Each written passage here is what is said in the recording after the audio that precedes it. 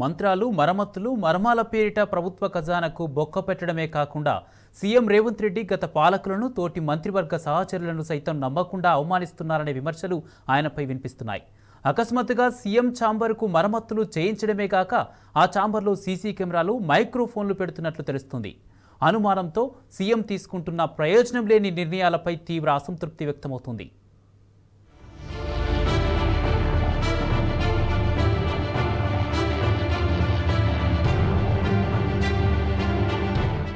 అనుమానం పెనుభూతం.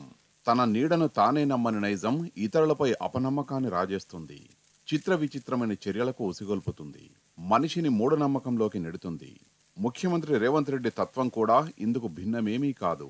ఎడమ చేతికి కూడా తెలియకుండా కుడి చేతితో పనులు చెక్కబెట్టే రకం. అంతవరకు పర్వాలేదు, ఎవరికీ అభ్యంతరం ఉండాల్సిన అవసరమూ లేదు. కానీ నిత్య అభద్రత, ఆందోళనలతో కూడిన స్వభావం అభివృద్ధి నిరోధకంగా మారి అనవసర విషయాలపై దృష్టి సారించేలా చేస్తుంది.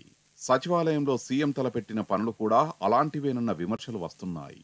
మంత్రాలు, మరమ్మతులు, మర్మాల పేరిట ఆయన వృధా ఖర్చు, వ్యర్థ ప్రయాస చేస్తున్నారన్న ఆరోపణలు వినిపిస్తున్నాయి.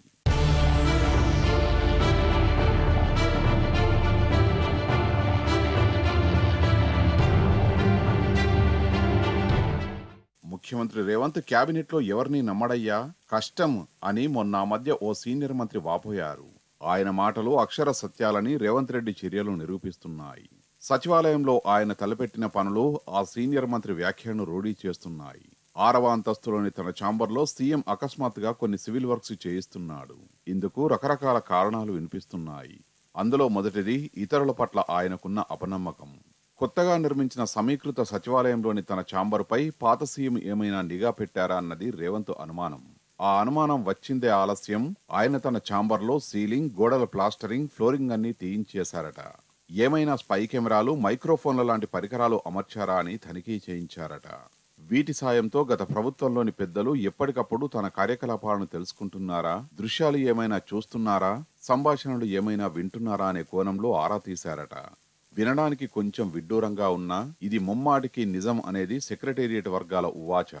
ఆ అనుమానాలను నివృత్తి చేసుకుని ఎలాగో అన్ని పెకిలించేశారు కదా, ఆ ఇటుకల మధ్య స్పై కెమెరాలు, మైక్రోఫోన్లు గట్రా అమర్చి కొత్తగా ఫాల్ సీలింగ్, ఫ్లోరింగ్, గోడలకు ప్లాస్టరింగ్ చేయించి మూయించేస్తున్నారట.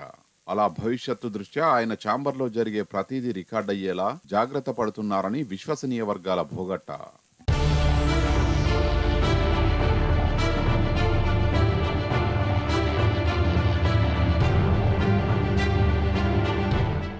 ఇక రెండో కారణం మూఢనమ్మకం. సీఎం రేవంత్ కు సెంటిమెంట్లు చాలా ఎక్కువ అని సన్నిహితులు చెబుతుంటారు. అమావాస్య రోజు ఆయన అధికారిక కార్యక్రమాల్లో పాల్గొనరు, ఏ పనిని మొదలు పెట్టరు, అసలు సచివాలయానికి కూడా రారట. మొన్న సాధారణ ఎన్నికల మోడల్ కోడ్ ముగిసిన తర్వాత కూడా అమావాస్య రోజు ఆయన సెక్రటేరియట్ కు రాలేదు, ఏ కార్యక్రమంలో పాల్గొనలేదు. ఇక ఆయన లక్కీ నెంబర్ 9. సో ఆయన వాహనాల కాన్వాయ్లో 9 కార్లు. ఆ కార్ల నెంబర్లు ఆల్ 9s కావడం యాదృచ్ఛికమేమి కాదు. అవి ఆయన మానసిక స్థితికి నిదర్శనాలనే సనుగులు వినిపిస్తున్నాయి. గమ్మత్తేమిటంటే ప్రభుత్వం ప్రకటించాల్సిన నామినేటెడ్ పదవుల సంఖ్య కూడా 54 ఉండేలా, అంటే టోటల్ 9 అంకె వచ్చేలా జాగ్రత్త పడ్డారంటే ఆయన సెంటిమెంట్ ఏ స్థాయిదో అర్థం చేసుకోవచ్చు. అంతెందుకు, 6వ అంతస్తులో ఉన్న తన ఛాంబర్ను కూడా 9వ అంతస్తులోకి మార్చాలని సీఎం భావించారు. కొన్ని సాంకేతిక కారణాల వల్ల ఆ తర్వాత విరమించుకున్నారు. అయితే 6వ అంతస్తులోని ఆయన ఛాంబర్ గోడల్లో, ఫ్లోరింగ్ కింద మాత్రం మంత్రించిన యంత్రాలను అమరుస్తున్నారని వినికిడి. 10 కాలాల పాటు తన పదవి భద్రంగా ఉండాలనే ఈ తంతు జరిపిస్తున్నారనేది ఆయన మీదున్న నెగటివ్ టాక్.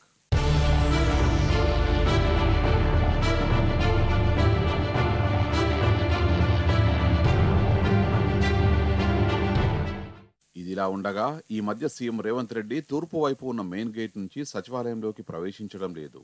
వాస్తు ప్రకారం ఆ ద్వారం మంచిది కాదని ఎవరో సెలవిస్తే ముఖ్యమంత్రి ఆ గేట్ నుంచి ఎంట్రీ బంద్ చేశారని వినికిడి.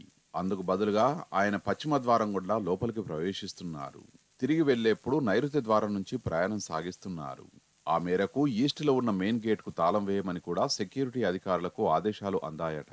మంత్రులు, అధికారులు, ఉద్యోగులు సైతం ఇక నుంచి ఈస్ట్ వైపు దారి వాడొద్దని హుకుం కూడా జారీ అయిందని వినికిడి.